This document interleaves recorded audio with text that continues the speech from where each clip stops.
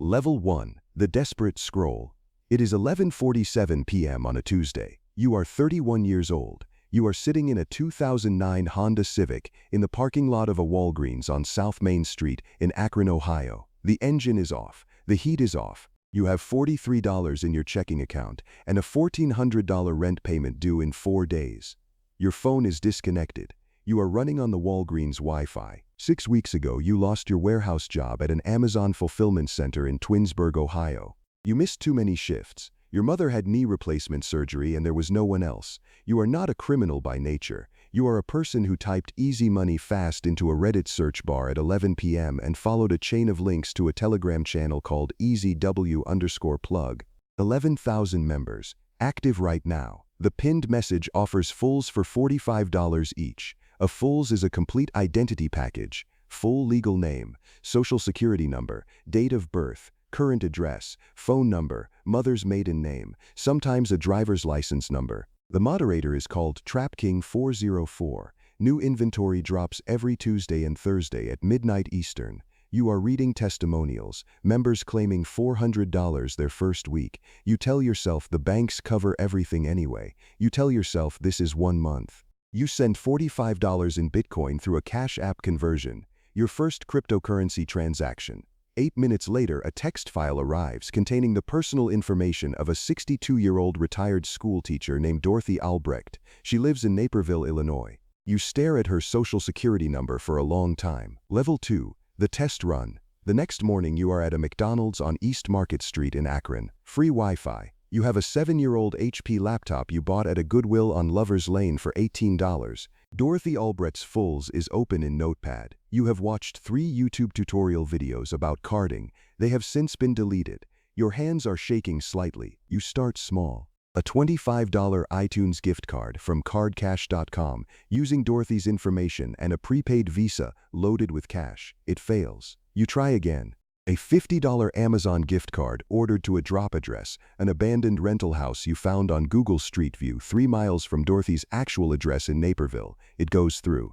You sell the digital code on a Discord server for $32 in Bitcoin. That is a 36% loss, standard for a beginner. Your net gain after all costs is negative $13. But something worked. The mechanism engaged. The $32 feels like $32,000. The fact that you lost money does not register. This is the most dangerous moment in the entire journey. Not the desperation. The first time it works. A user in the Discord named King Nothing sends you a private message. You are doing it wrong. Stop with gift cards. I will show you something better. You got Telegram. Level 3. The Mentor. King Nothing is 24 years old. He lives in Decatur, Georgia. He drives a leased 2021 Kia Stinger and pays $800 a month for a 1-bedroom apartment. He is not wealthy. He makes between $3,000 and $5,000 a month from fraud, consistently, the way someone else makes it from a regional sales job. He has been doing this for 3 years. He is your teacher now. On a Thursday evening, you speak on Telegram voice chat for 2 hours. He walks you through what he calls the stack. Level 1 is the fulls. Level 2 is a credit privacy number workaround. Fraudsters exploit the IRS individual taxpayer identification number system to construct synthetic identities that have no real human behind them. Level 3 is the attack vector. You use the stolen identity to apply for a Capital One Quicksilver card. Credit limits run between $500 and $2,000. Capital One's approval algorithm in late 2023 is considered soft by the community. If the bank calls back for verification, you use Spoof Card, a phone number spoofing application that costs $9.99 a month to impersonate the victim. King Nothing charges you $200 in Monero for 2 hours of instruction and a 47-page tutorial document with screenshots. You pay without hesitation. You feel enrolled in something real. There is a hierarchy here, a community, a skill set being transferred from one person to another. This is how ordinary people become professionals at the wrong thing. He tells you before you hang up, the real money is not in card applications. The real money is in account takeovers, logging directly into existing bank accounts. For that, you need a Stealer log. Level 4, the Stealer log market. 3 weeks have passed. You have made back your initial $45 plus $112 in profit. 4 successful gift card runs. One Capital One application that produced a $750 credit limit card sent to a drop address in Cleveland, managed by a teenager, charging a 15% handling fee. You are operating, barely profitably. Now you go deeper. You download the Tor browser. You navigate to Russian market. It is a dark web marketplace selling stealer logs, files harvested by malware programs called info stealers, redline stealer, raccoon stealer, Vidar. These programs silently copy saved passwords, browser cookies, and autofill data from infected machines and package them into logs that get sold in bulk. A single log containing a Bank of America login, saved password, and active session cookie costs between $2 and $15 depending on the account balance indicated. You spend $180 on 12 logs. 3 are dead, passwords already changed.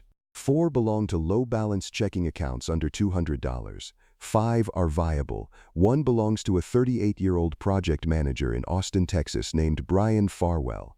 His Chase savings account contains $14,200. You are looking at another person's life savings on a screen that does not belong to you. The vertigo is specific and total. This is not abstract anymore. This is a number attached to a name attached to a life. You sit with that for approximately 4 minutes. Then you message King Nothing. Level 5, the Money Mule Network. You cannot receive stolen funds in your own account. You need mules. You post a Craigslist job listing for a remote payment processing coordinator position, paying $22 an hour. The listing is deliberately vague. 3 people respond. A 19-year-old college student in Columbus named Tyler Marsh, a recently divorced mother of 2 in Toledo named Sandra Kowalczyk, a third who ghosts you after the first message. Tyler and Sandra have no idea they are committing a federal crime. Tyler receives a wire of $3,800 from Brian Farwell's hacked Chase account. He keeps $380 as his 10% fee and zellas the remainder to an account you control under a Wyoming LLC you registered for $49 through Registered Agents, Inc. Wyoming requires no proof of identity for LLC formation. The company is called Meridian Payment Solutions LLC. The full pipeline from Brian Farwell's account to your control takes 51 minutes and passes through 4 separate financial institutions. After mule fees and King Nothing's 15% referral cut of $450, you net approximately $2,550. Your rent is paid, your phone is reconnected. You buy your mother groceries from a Kroger on West Market Street. The money feels clean by the time it reaches you. That psychological laundering is not a side effect. It is part of the mechanism that keeps you going. Brian Farwell checks his account at 6:15 the next morning before work. Chase flags the fraud. In a federal building in Dallas, Texas, a suspicious activity report begins its automated journey toward a FinCEN database. You do not know this yet. You are sleeping for the first time in weeks. Level 6, the professional operation. 4 months pass. You are no longer desperate. You are operational. You have moved into a 2-bedroom apartment in Columbus, Ohio, paying $950 a month in cash to a private landlord who asks no questions.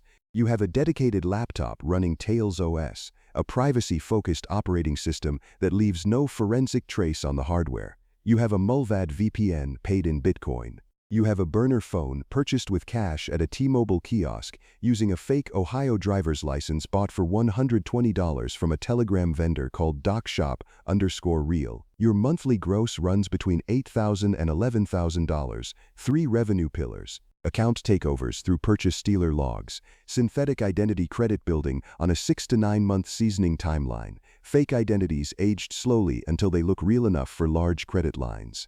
In tax refund fraud, using stolen Social Security numbers to file fraudulent federal returns through TaxSlayer.com, claiming refunds between $2,000 and $4,000 each, deposited to prepaid debit cards mailed to rotating drop addresses. The IRS processes approximately $1.6 billion in fraudulent refund claims every year.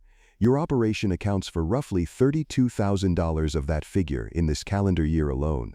You track everything in an encrypted spreadsheet. You have regular hours. You take Sundays off. The horror of what you are doing has been replaced entirely by the ergonomics of doing it efficiently.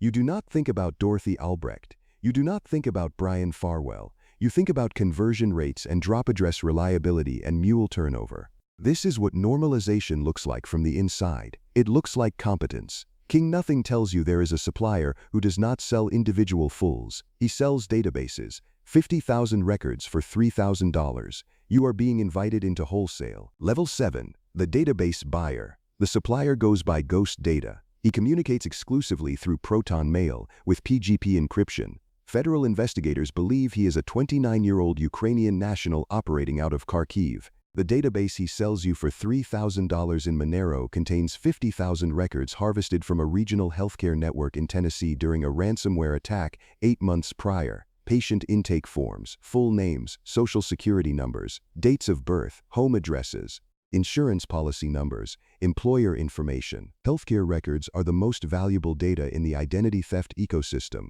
On dark web markets, a single healthcare record sells for between $10 and $50. A credit card number sells for $1 to $2. Your 50,000 record purchase carries a theoretical street value of between $500,000 and $2.5 million. You do not sell retail, you use the records operationally. You filter for zip codes with median household incomes above $80,000 annually. You select 400 targets. You run automated credit application scripts across 7 banks simultaneously. You expand your mule network to 31 people across 9 states. You hire 2 additional mule recruiters to manage the volume. Dorothy Albrecht was a name, a face, a retired teacher. These 50,000 records are rows in a spreadsheet. Column A, column B, column C. The dehumanization is total, and it happened without a single conscious decision. You did not choose to stop seeing them as people. You simply got busy. One of your mules, Sandra Kowalczyk, the Toledo mother, gets called in by her bank's fraud department on a Wednesday afternoon. She panics. She calls the Toledo Police Department. Toledo PD forwards the complaint to the FBI's Internet Crime Complaint Center. IC3 receives approximately 800,000 complaints per year. Yours is now one of them. A file opens. Your operation has a case number. Level E8, the walls closing. You do not know about Sandra yet. You have purchased a used BMW 3 Series for $22,000 in cash, registered under Meridian Payment Solutions LLC. You are in Nashville for a long weekend, your first vacation. You are staying at a Marriott on 2nd Avenue South. You pay a $12 resort fee with your real debit card because you are tired and not thinking. Your phone pings a cell tower. The transaction and the ping together place you physically outside Ohio for the first time during your operation. It creates a clean break in your digital pattern that FBI analysts will later use to anchor a timeline. The FBI Cyber Division has been building the case for 6 weeks. 3 separate vectors led them to you. Sandra Kowalczyk's complaint. A Bank of America fraud investigation that traced a wire transfer back to Meridian Payment Solutions LLC. And a collaborative intelligence share from the Secret Service Electronic Crimes Task Force. The Secret Service investigates financial fraud, not only threats to officials, which identified your Mulvad VPN account through a legal request to the payment processor. Mulvad keeps no logs, but your Bitcoin payment for the subscription was traced to an exchange that stored your phone number from a 2-factor authentication setup you completed 18 months ago before you understood operational security. One phone number, that is the thread. King Nothing has been quiet for 3 weeks. You have told yourself he is lying low. He was arrested at a traffic stop in Gwinnett County, Georgia, 22 days ago. He is cooperating fully with federal investigators. He has handed them your Telegram handle, your transaction history, and the name of your Wyoming LLC. You are checking Telegram every 40 minutes. You are not sleeping well. You have started leaving the BMW park 2 blocks from your apartment. The paranoia is correct. It is simply too late. On a Wednesday morning at 5:45 a.m., 2 unmarked FBI vehicles park outside your building on North 4th Street in Columbus. They wait. Level 9, the arrest.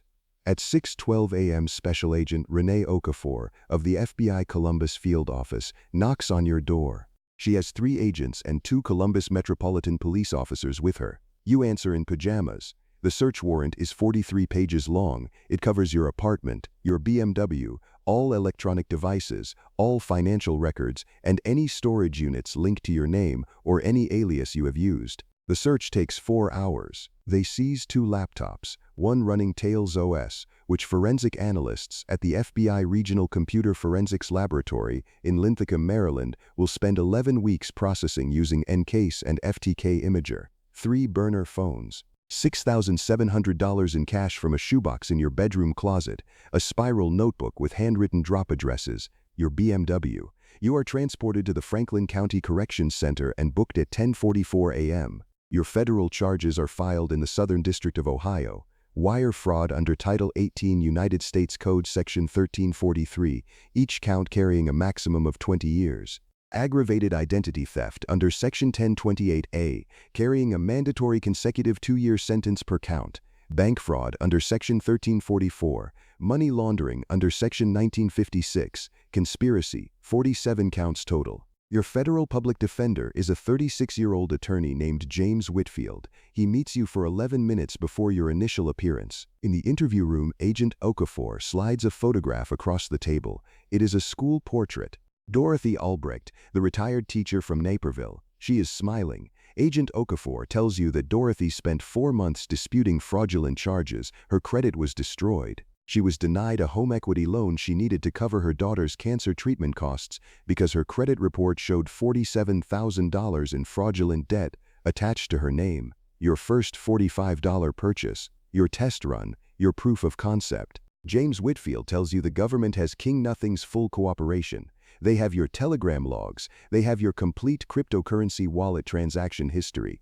They have the Meridian Payment Solutions LLC registration. He tells you the only real question is whether you cooperate and receive approximately 12 years or proceed to trial and receive closer to 25.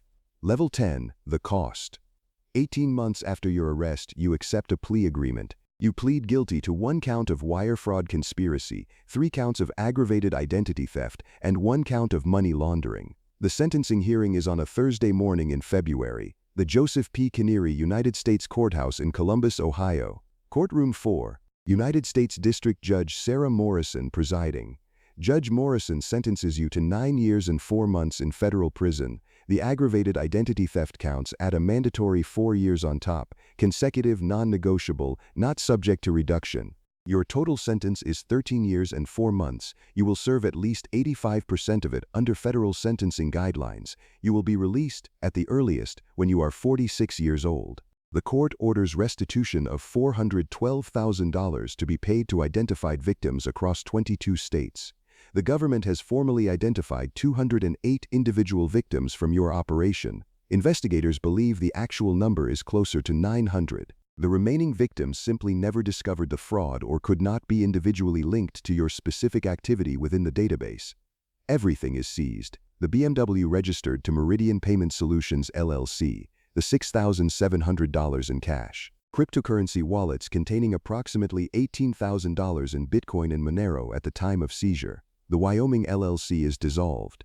The 2 laptops are retained as evidence and will never be returned. Tyler Marsh, the 19-year-old Columbus student who was your first mule, pleads guilty to 1 count of money laundering. He receives 3 years of probation and a restitution order of $3,800. He does not serve prison time.